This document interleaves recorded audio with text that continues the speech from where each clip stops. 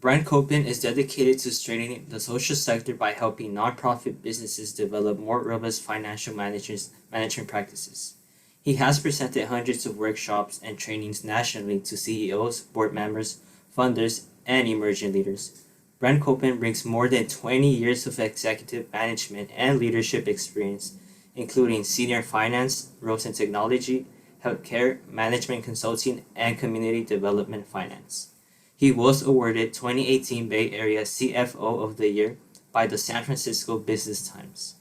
Brent Copen currently holds four teaching positions at UC Berkeley.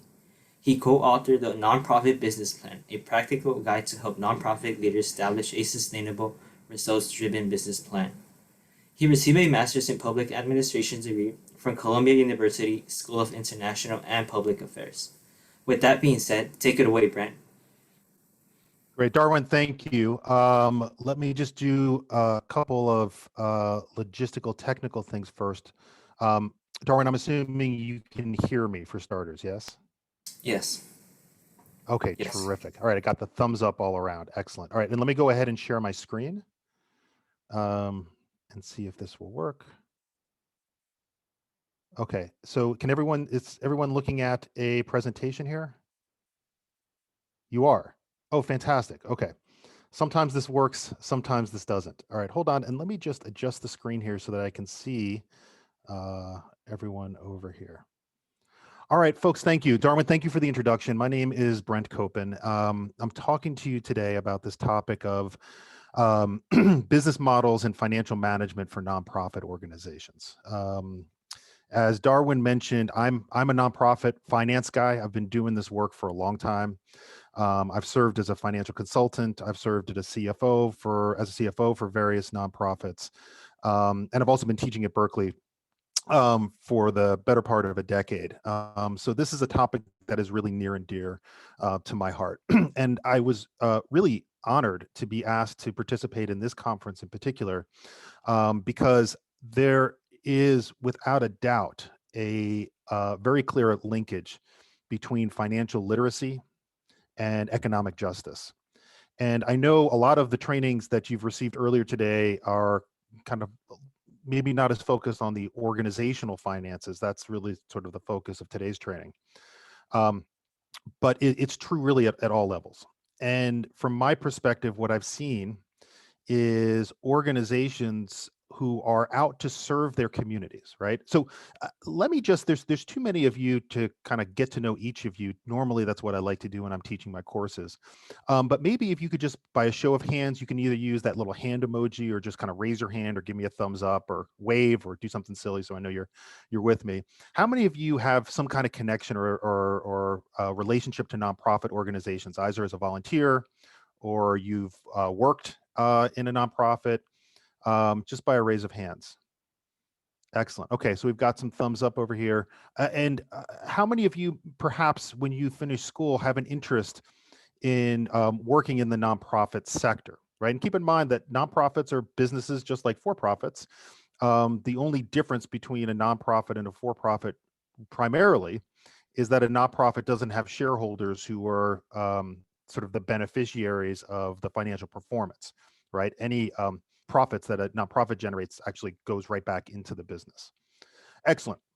Okay, so I want to start by sharing a story that absolutely has nothing to do with finance, but I'm going to link it back and you'll understand why. And I want to tell a story about my friend Adley, who is an extraordinary guy.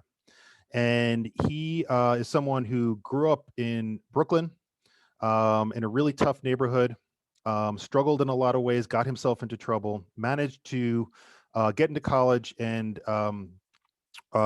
graduated from one of the SUNY schools and just studied mathematics, but decided he wanted to be a lawyer and was waitlisted at NYU Law, which for those of you who are interested in law school at some point in the future, it's a very good school. He was waitlisted and eventually got in. After the first year, he was #2 in his class at NYU Law. Amazing guy, graduated and was recruited by one of the top international law firms and was on a fast track to partnership. Somewhere along the way, he decided that the law was not for him and he quit. and he decided that he was going to travel to Central America to learn Spanish. This is Adley. He just marches to the beat of his own drum. So he gets down to Central America and he doesn't know any Spanish at all, but he learns along the way that the word for lawyer in Spanish is abogado. And tell me, I'm not fluent in Spanish, so if I don't have that correct, please correct me. So he learned that he was abogado. And anyway, somewhere along the way, he mixed up abogado with aguacate, right? So for anyone here speak Spanish? Just by a raise of hands, anybody? Two participants raise their hands. Melissa, just because I see your name pop up. What does aguacate mean? Avocado. Avocado.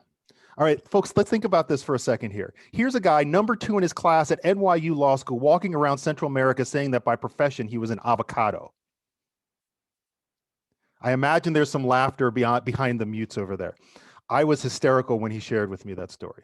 Now, the question is, what in the world does that have to do with what we're talking about here? Folks, finance is a language. And that's one of the things I want you all to understand. It is a language, okay? And so here's a guy, didn't know Spanish. In order to learn Spanish, guess what's going to happen? You're going to make mistakes along the way. That's part of the process, right? What I've seen, someone who's been teaching for a number of years, is someone who works as a CFO and advises CEOs and executive directors. There is oftentimes a emotional response to numbers and to finance, and maybe that has to do with how we were taught it. Maybe it has to do with just sort of it not sort of connecting as immediately as sort of other topics do. My hope is by describing finance, right, and financial literacy, financial management as a language, what we have to understand is that in order to become fluent in this language of business, which we are calling finance, we have to be able to speak it. And so we have to find environments where it's safe, where we can feel comfortable to ask questions boldly and apologetically. Fundamentally, that's how we learn, okay? So I realize we don't have a lot of time here together. A lot of this really is just going to be introductory to all of you, but I want to just sort of open up with the spirit of inviting dialogue. I'm a guy who talks about finance and financial management all the time. And I want to be clear, I could do this for hours upon hours on end. If you want me to filibuster by talking about nonprofit financial management, I am capable of doing that, perhaps better than anyone else in the country. However, the best learning that happens, if we think of this in the context of a language, is through dialogue, okay? So feel free to, at any point in time, as I'm going through this session, to ask questions, to engage. We will do that. We'll also leave some time toward the end. Darwin, there you are. Darwin will keep me honest about this, but we'll stop right around 3:10 and kind of open it up for questions as well. Anything you ever wanted to ask about finance, this is the place to do it, okay? All right, so let me move to the next slide here. All right, so you should see on a screen, there's some funny looking guy with some dollar signs and some question marks. Can you all see that? Just checking, yes? Okay, thank you. So the question I have for this group is, and for those of you who have connections to nonprofits, this may resonate. Why do so many nonprofits endure ongoing financial challenges, right? Despite having extraordinary programs, and even in good economic times, right, where the dollars are flowing, nonprofits have this tendency to struggle financially. And I would love to hear, if at all possible, in the spirit of dialogue, from one or two of you as to why you think that might be the case. All you have to do is unmute yourself and just share your thoughts. Is it because their goal isn't to make money, isn't to profit off of anything?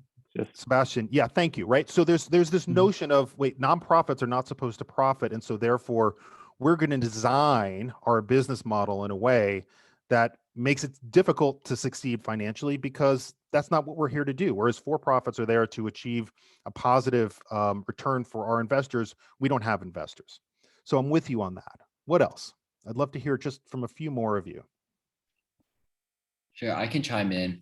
I would say one challenge is getting different donors or different companies to donate, just kind of out of their own altruistic nature. Absolutely. right? So remember that nonprofits also have this opportunity to receive charitable donations, right? So you have these third-party payer who provide gifts. Oftentimes those gifts have strings attached to them, or they're difficult to access. So the funding model for nonprofits can also be difficult as well. Could I hear maybe one more? And from a participant, I would also love to reserve the right to gently cold call. In other words, I can ask you, and if you want to pass, you're more than welcome to pass. I hope I have permission to do that. And Jude, I'm going to pick on you only because you're right in the center of my screen, and your picture makes it look like you're very interested in this topic. Jude, can I call on you? All right. How about Bill? Bill Wong?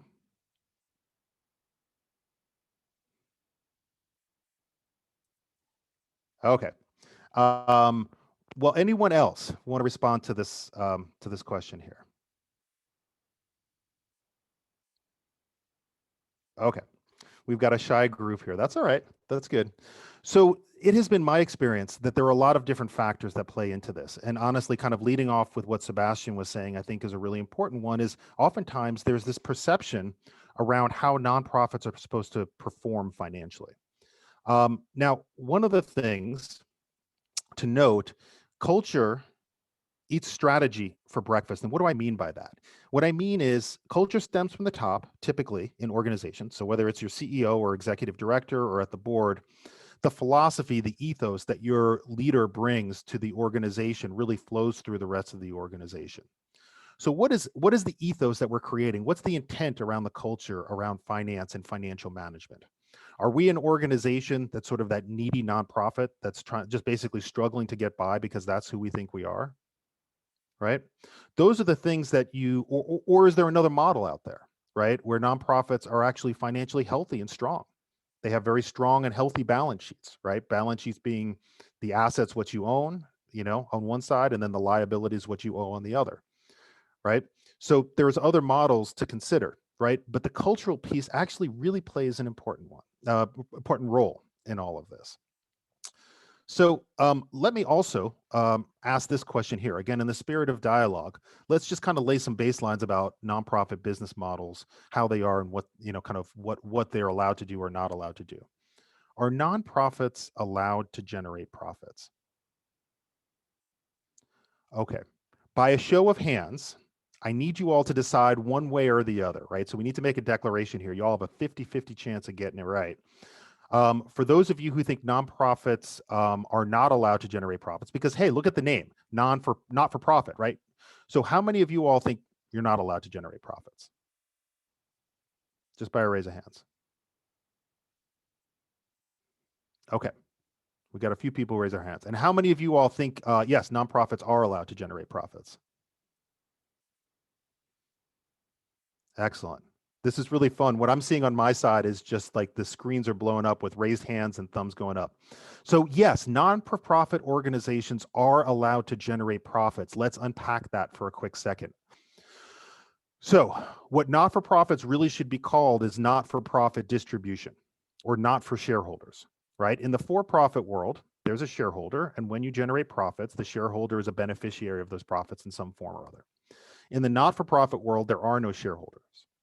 So those profits get plowed back into the business to support mission-based activities. Let me show you what this looks like and how it works.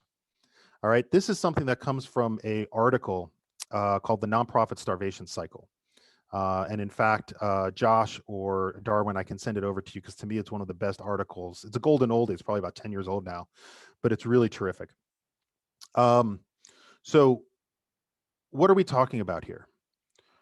What we're looking at is an organization that has a surplus business model. And you can see this in the top here where you have healthy, unrestricted surpluses, right? What are surpluses? Just means that in a given year, a given period of time, you've generated more revenues than expenses, right? That's all it is.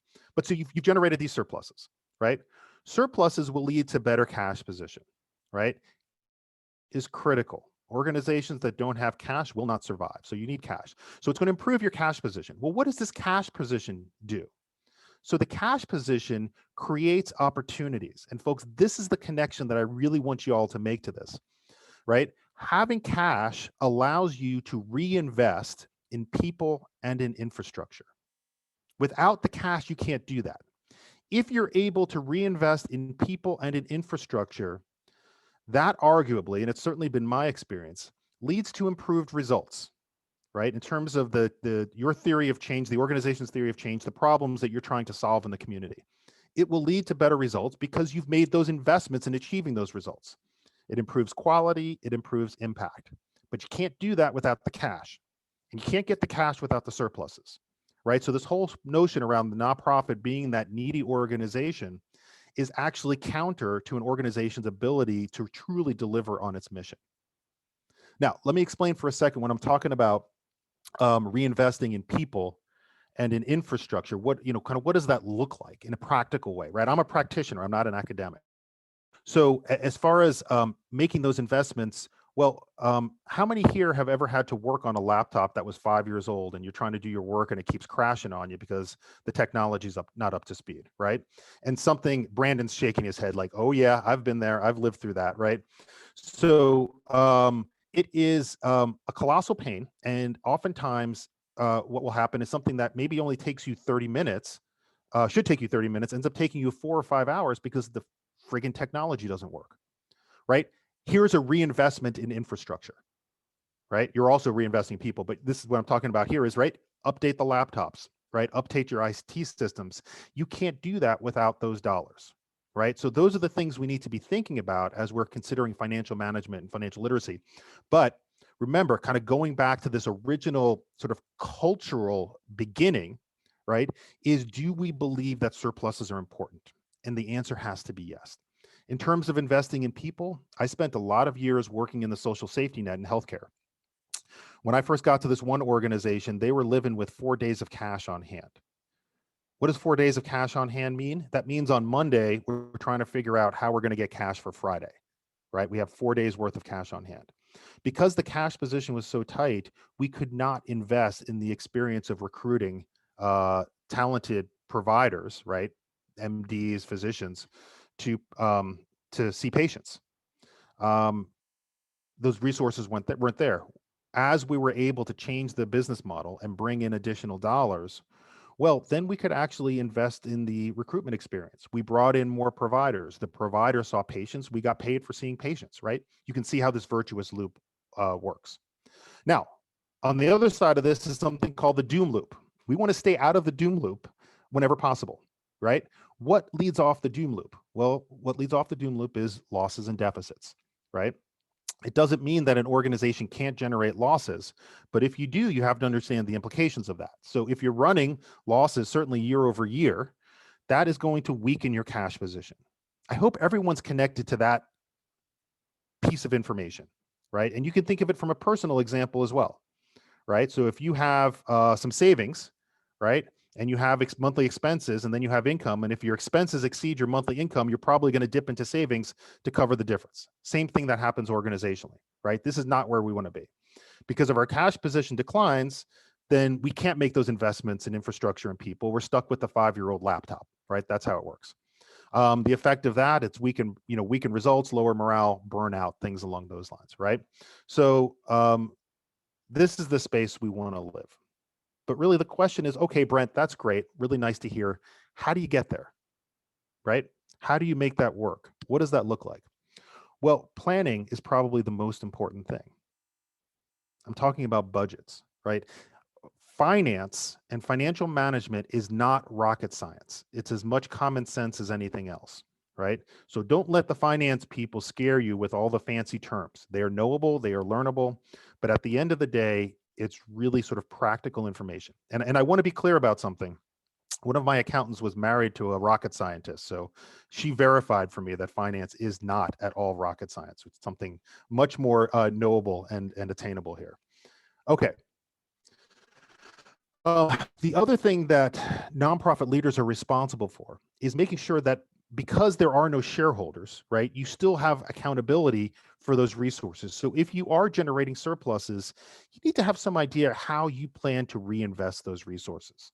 Things like investing in new opportunities. Maybe it's new programs to serve your community. Maybe it's to upgrade your facility if you own a building, right?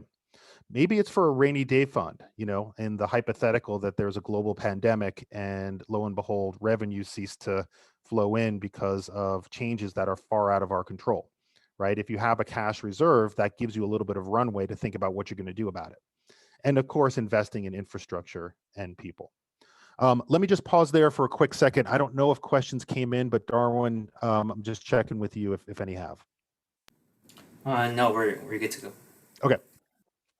So the next piece of information as it relates to nonprofits and financial management is this question of who buys the products and services of a nonprofit. And the answer to that question, let me just show it to you in business model format, is that you have third-party payers. Okay. Now, unfortunately, kind of given the time frame that we have here, I don't know how many of you have business undergrad degrees. I actually taught a course at the undergrad business school a couple of years ago called Financial Tools for Social Impact. So let me just kind of walk you through what you're looking at here. On the left-hand side, you see the traditional for-profit model. And in the rectangle to the right on the left-hand side of the screen is something called service cost. Well, what is service cost? So this is what the business is on a per unit basis. So think about Starbucks and a cup of coffee, right? On a per unit basis, right? What goes into the service cost of a Starbucks cup of coffee? Well, it's going to be all of those direct costs, right? So the cup, the lid, the coffee, the people who are sort of, the baristas, things like that.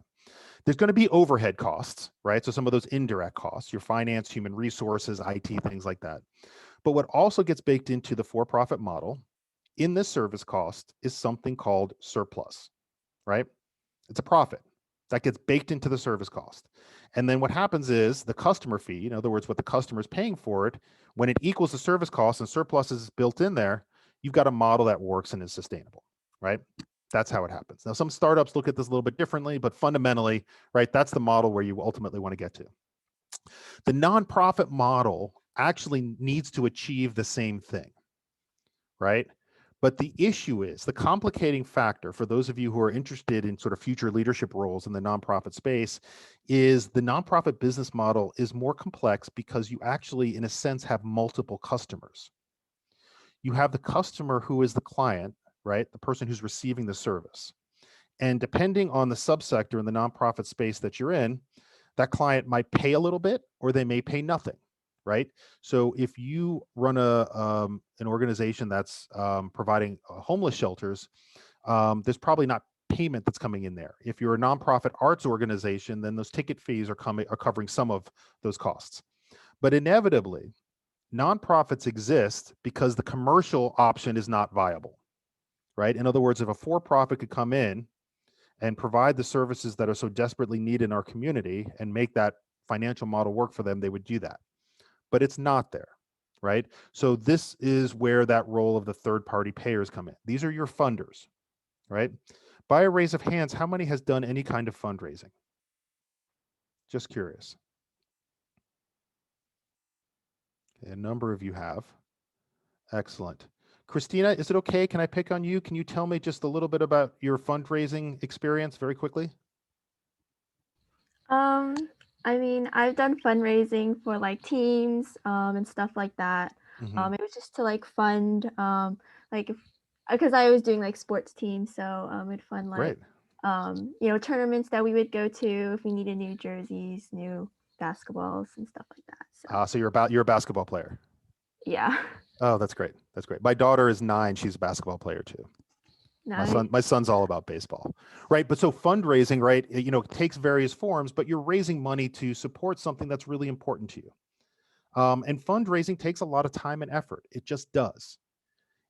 What I want to make sure you all understand, especially for those of you in the business school, is that fundraising, and Christina, thank you for that. Fundraising is inescapable. It's an inescapable part of the nonprofit business model. And sometimes there's this notion of, hey, you know what, we can generate enough earned revenues that we don't have to deal with the burden of fundraising. It will not happen.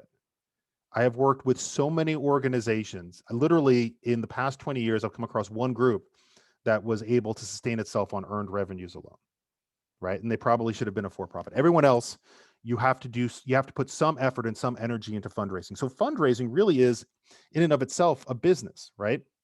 So in terms of investing in people, investing in that infrastructure, you need to invest in fundraising in order for the model to work, right? Now, coming back to that, ultimately, when you add up the customer fee and the third-party payer, that really should equal the service cost where surplus is in fact included here, okay? I'm just going to skip through a few of these just kind of based on where we are with time. And I'm going to jump over to, where are we here now? Sorry, folks. I know that's a little dizzying. I'm going to jump over to budgets. And the reason why I'm jumping over to budgets is because, okay, what are we talking about here? We're saying that the nonprofit business model is allowed to generate profits and ultimately should generate profits. Now, if you were to ask me, okay, that's great, Brent, and we understand, budgeting is important, so wouldn't you want to budget for a surplus? And so in a sense, yes, you want to budget for a surplus, but with some important caveats. For those of you who have spent time inside of nonprofits, this will certainly resonate. For those of you who have an interest in this, I'm sharing with you some insider information. So I just, hopefully this will connect and resonate. When you are sharing your budget to a funder, right, and your funders are going to ask for budgets, you probably don't want to show them a surplus budget. Now, in an ideal world, right, but the world is not ideal. In an ideal world, you would be able to explain what the surpluses are for. The problem is, right, in terms of financial literacy is also really uneven in the funder space. And so how might funders receive a surplus budget? Well, if you're a funder, I mean, let's empathize with the funder for a moment, right? The funder has a limited amount of resources that they want to give to a deserving organization to create some kind of meaningful change in the communities that they feel it's important for them to serve, right? That's kind of how the model works. But there's a lot of them out there. And so how do they choose one over the other, right? What is the criteria they use to do that? And so, every foundation, I'm thinking about foundations, but it's true with individuals as well, are going to look at this in a slightly different way. But if they a budget that shows a surplus, what they may say is, well, wait a minute, does this organization really need my money if they're running a surplus, right? Can I give it to another deserving organization since they've got enough resources there to invest in program? And so that's the challenge that we're up against, right? So there is a dialogue that really needs to happen. And we need to do more of it around sort of financial literacy and nonprofit business models and how they actually work. So in terms of building a budget for a nonprofit, you may want to present a break-even budget and then manage yourself to surplus, right? Well, how do you do that? So maybe there's only two ways to do it, right? You either bring in more revenues than you had expected or spend less money than you had anticipated, right? And so those are the levers that you have available. But let me go back now to the slide that you have in front of you, right? So what is budgeting? Here's the first definition of a budget. This is kind of the standard, finance 101. A budget is a plan. It's just a plan for how an organization is going to get money and use money over a period of time, which is typically 12 months, right? Organizations are typically going to budget over the course of the year. And they're going to do this in order to achieve specific goals, right? What do we want to accomplish? So in other words, where are we going to spend our money and how are we going to bring money in? My personal favorite definition of a budget is the second bullet here, which is a budget is a declaration of priorities. It's a declaration of priorities of how limited organizations are allocated. Think of the United States government, right? Where does the United States government spend most of its money? Anyone know?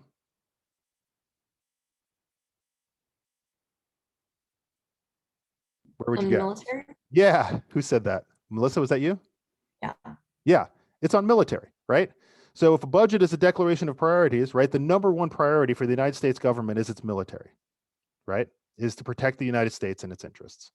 So there's a fascinating amount of information you can glean by looking at a budget and understanding where individuals and where organizations are spending their money.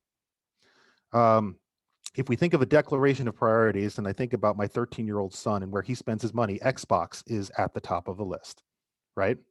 That is his priority.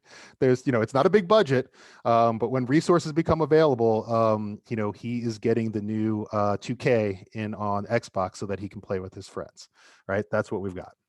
Now, a budget as a planning tool is only as good as the information and effort that went into its preparation. So we don't have time to dig into this. When I teach my courses at Berkeley, we really kind of dig into, how do you prepare a budget? Because budgets, and bear with me on this, I'm going to say something that's going to sound a little weird if I haven't already. Budgets are an act of imagination. A budget is an act of imagination. We're making up what we think the future is going to be. That's what a budget is. And so then the question becomes, well, why in the world would you want to do that, right? And especially if you're kind of moving out into sort of strategic budgets, right? So if you're in startup mode and you're saying, look, we want to look at a 3-year trajectory of revenues and expenses 3 years out. I mean, that budget 3 years from now is not going to even remotely resemble probably the budget that you built today. And so the question is, why do it, right? Why build a budget? So the reason why you build the budget is because it makes the leadership team that much smarter around the drivers of success or failure. That's why you're doing it. Budgets are based on assumptions, right? Most budgets are built, first of all, from expenses, right? Because you probably know what your people spend is going to be, in other words, the personnel, and that's going to make up, in most cases, the majority of your budget. You're going to know what your fixed costs are. So things like rent, right? That's a fixed cost. And so the majority of the expense budget is going to be pretty well known. And so then what you want to do is drop in revenues as best you understand them. Okay. But the reason why we're doing this is because we want to understand the levers, right, of our business model so that if we need to make some adjustments, we can pivot quickly. Which leads me to the last point. I kind of skipped over the realistic, flexible, and consistent. But the last bullet point here is you've got to monitor the budget, right? So what are we talking about with financial literacy and financial management for nonprofit organizations? We're tracking not just what we're achieving programmatically, we're also tracking how we're performing financially. Why are we doing that? We're doing that because if there is a problem, right? If we didn't meet our revenue targets, if we are overspent in somewhere, if we're underspent in some area, we need to be tracking that and be aware of it so that we can make the adjustments that we need to make. Let me pause there and see if there's any questions at the moment. Yes, we do have a question actually. So besides altruism, is there a reason or motivation to open a nonprofit over a for-profit business? Excellent question. Excellent question. So nonprofit, right, in and of itself is not a business model. It's just a tax status, right? The nonprofit is a 501c3 organization. And what it allows you to do is you are exempt from taxes that are related to the nonprofit charitable activities, and you're allowed to receive charitable contributions, right? So there's sort of a very technical reason you're established a nonprofit. And the main one is you get the benefits of the tax exemption and you're able to receive, charitable contributions. So altruism certainly is a key factor in launching a nonprofit. In other words, what you're seeing around you is suffering. And what you want to do is relieve the suffering that you see around you. And so the organization is built in such a way to relieve some of that suffering or to, create beauty, right? And with arts organizations. But you are doing something to benefit your community. And the business model of the nonprofit structure enables and empowers you to do that. Now, this is not to say that there aren't for-profit businesses that have sort of mission orientations to them, because there are plenty. And in fact, there's a structure called a B Corp that, is really focused on sort of like the doing good and doing well. I'm more familiar with nonprofit corporations, but those certainly exist. There are also for-profit businesses that are strictly focused on making money. So the main thing to assess if you're thinking about, hey, I want to launch something and I'm trying to decide, do I make it a for-profit or a nonprofit? One of the first questions you need to kind of engage in, quite honestly, is a budget, right? Is budgeting is, is this activity that I plan to undertake something that can sustain itself on earned revenues alone? If the answer is yes, then maybe a for-profit model makes sense, and maybe there should be shareholders, and maybe that's the appropriate approach that you should take. Now, keep in mind, as I said before, with budgets being an active imagination, right? Budgets are driven by assumptions. I can promise you, anyone who's listening to me right now could open up an Excel sheet and make the most beautiful budget in the world. Whether that budget has any bearing in reality is entirely another story, right? Because budgets are driven by assumptions. And one of the things I will offer to you all as well, when it comes to budgeting, is you want to engage the key decision makers, the key stakeholders, the key leaders in the organization to make sure that you get your assumptions right. What is our spend going to look like? Do we have that right? What kind of dollars are we going to bring in the door? Well, how do we know we're going to bring them in the door, right? What are the indicators of that? Things like that. That's the process that you want to go through. So thank you for that question. So let me just kind of show you some examples, and I think this will take us right up to Darwin, the 310 hour. So in terms of budgeting, right? And remember that, tracking the budget becomes so important. You will create an initial budget, but you're creating a budget at the very beginning of the year. And what you may find is that 3 months into the year, the world has changed in a dramatic way. And if that's the case, you may want to do something called a reforecast. And so it doesn't mean walk away from the original budget, but it means creating a new forecast and then explaining the variance between what the original budget was and then what the new forecast is, right? And we can think of this in sort of a personal example as well, right? We build a budget for ourselves, how much money we think we're going to bring in, what our expenses are. And, it can go either way, right? Maybe, we thought we were going to get a certain amount this job offer and we got additional dollars, right? And so with that additional money coming in, we want to make some adjustments to the expenses. That might be one way to do it. Another is some revenues that we expected to materialize didn't happen to materialize. Maybe we're a consultant and we expected 5 contracts and we only got 4. Okay, so what adjustments are we going to make along the way? That's what tracking and monitoring the budget means. Again, not particularly sexy stuff, but super, super powerful. Next slide here is a scenario budget. So one of the nonprofits that I was working with is a group called Outward Bound California. I came in as their interim CFO for about 3 months, right at the launch of the pandemic. We probably went through 15 different scenarios for their budget based on how dramatically the world was changing as a result of COVID-19. Why were we doing that? Well, for those of you not familiar with Outward Bound, it is an outdoor ed program for youth and adults. They run various trainings out in the wilderness, as well as ropes courses locally, and it's been transformative for a lot of people, including myself. So with COVID, a lot of these programs got canceled, or we thought they might get canceled. And so what did we do, right? We kind of took our plans for what we wanted to do programmatically and put dollars and cents on them, and then made some adjustments. And the reason why we looked at different scenarios proactively is because what it allowed for was problem solving to happen in a strategic way, right? As compared to problem solving when you're in the middle of the storm, right? So again, this is planning and preparation, using dollars and cents to kind of think through what it is that you're trying to achieve. So folks, the last thing I'll say, and there are a lot more slides I wish I could share. So, maybe we'll have another opportunity to do this at some point in the future. Hopefully this provides a little bit of an introduction into sort of the value and the power of this language of finance. And when we're talking about the topic of economic justice, when Darwin first reached out to me, there was a topic that he shared that I would love to have learned about, but I certainly am not someone who was equipped to really discuss it.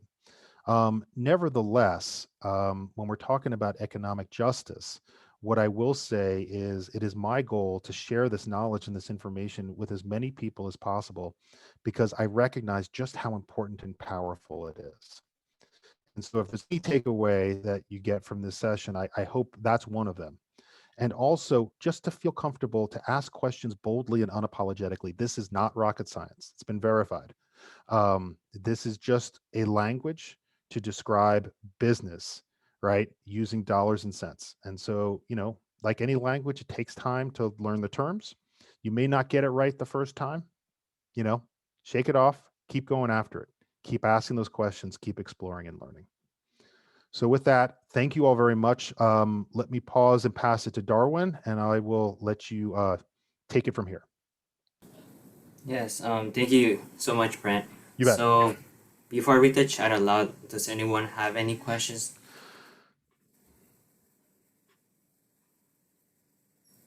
Okay. So, in that case, I'll pass it to Christina to talk about our exit survey for this workshop. I have a quick question. Great. Sorry about that. I was just trying to formulate it in my head. No problem. But I guess I had a question about how COVID-19 has affected the NPO industry as a whole. What are some of the financial challenges that they're facing right now? Or maybe, they're transitioning just well and I'm just like not aware of it. Yeah, that's an excellent question. So I don't know how much I can speak to about it at a macro level. I can sort of speak, at least in part, anecdotally in the different sectors that I've been involved in.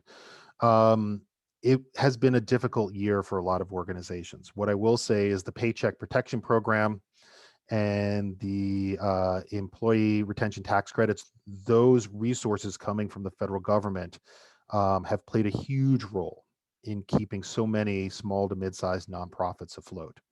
And then the kind of the most recent tranche and sort of the updates, I think back in December, allowed organizations in excess of 500 people, so the much larger nonprofits that employ more than 500 people, that they can make use of that as well. So there are dollars that have flowed in to provide a stopgap. But let me just offer the example of Outward Bound, and this is not an uncommon circumstance. They have, they're considered a small nonprofit. They have about a $5 million budget. They have about 20 full-time staff and probably about 70 or 80 seasonal staff who come through. Their $5 million budget got cut in half in 2020 as a result of COVID-19. And without the Paycheck Protection Program money, they would have run probably close to around a $700,000 or $800,000 loss for the year. The PPP dollars have not yet been forgiven, but they have every reason to believe that it would be. So it basically, it's what has allowed them to get through the year. So I think a lot of nonprofit organizations have found themselves in that type of situation. Brandon, was a great question. Thank you. Thank you. I have another question, if you don't mind. Which classes are you teaching in the fall semester? Do you happen to know right now, or which classes do you tend to teach? That seem pretty interesting. So as an at the moment, I'm not teaching any undergraduate courses. In the past, I've taught a course at Haas, an undergraduate course called Financial Tools for Social Impact. In the fall, I teach a graduate course at the law school, which is sort of a one unit. It's more of a workshop.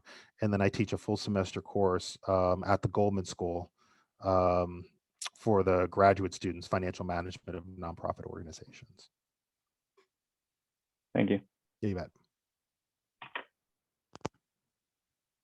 And it looks like Brandy raised your Hi, I hand. have a question. Yeah, I was wondering, I thought the virtuous loop and doom loop were super interesting. And I was wondering if you could talk a little bit about if a nonprofit has funding from donors, but that funding is like restricted to certain programs, maybe Yeah. they're not allowed to reinvest that into their people or infrastructure. What could they do? Yeah, Brandy, I'm glad you brought that up. So restricted dollars is a huge burden for organizations from a management standpoint. So in other words, donors will say, hey, I'm going to give you $100,000, but that $100,000 is only going to go to the youth program. You can't spend it on other things, right? So if your HVAC system breaks, you can't spend any of that money to support the HVAC system. And it's a little bit of a longer answer, but I'll give you really the short version of it, is you have to look at each restricted grant and what's possible. To the extent that you are someone who is fluent in the language of finance, right? This language is a powerful language. To the extent that you can communicate effectively to these funders that they need to be supporting not just the direct program costs, but also a fair allocation of those overhead costs, right? What do I mean by overhead costs, right? I'm talking about your finance department, right? And the funder might say, hey, well, I don't want to fund the finance department. That's not what I'm here to do. Well, okay, I get that. However, the person who's working on the front lines with this youth program, who's paying their paycheck? Who's running payroll? You need a payroll specialist to do that. You can't run the youth program without the finance department. You can't run the youth program without someone in human resources, without someone in IT, without people in administration. And you can explain that economically using dollars and cents. And so what I found, it's been my experience that leadership that does that effectively, they have a better result with those restricted dollars so that they're able to cover those full costs, right? So kind of think back to the Starbucks cup of coffee example. Are you, even in those restricted dollars, there are a lot of donors who will allow for some portion of overhead. For those donors that don't, who have it very restrictive, there's a couple things to think about. One is there's time to say no to new money because it's so restrictive, right? The other is you kind of look at the revenue mix within each of your programs. And so maybe you've got more restrictive dollars, but then you have more flexible dollars, and sort of the combination of all of them makes your business model work. But it's something that really has to be actively and carefully managed. So Brandy, thank you for that question. Yeah, thank you so much. You bet. Well, thank you once again, Brent, for sharing your expertise with us, and Pleasure. I'll pass it on to Christina. All right, you're very welcome. Have a wonderful day, everyone. Yeah, thank you, Brent, so much for the wonderful presentation. We really appreciate all the wonderful information you provided. My name is Christina Hiraishi. I'm a second year studying data science, and I'm an internal operations member in Flejcon. So here is the link to our exit survey. So if you guys could fill that out and give feedback for our team and for our speaker, that would be amazing. Once you guys are finished with that, you're free to stick around for our closing ceremony at 3:20 p.m.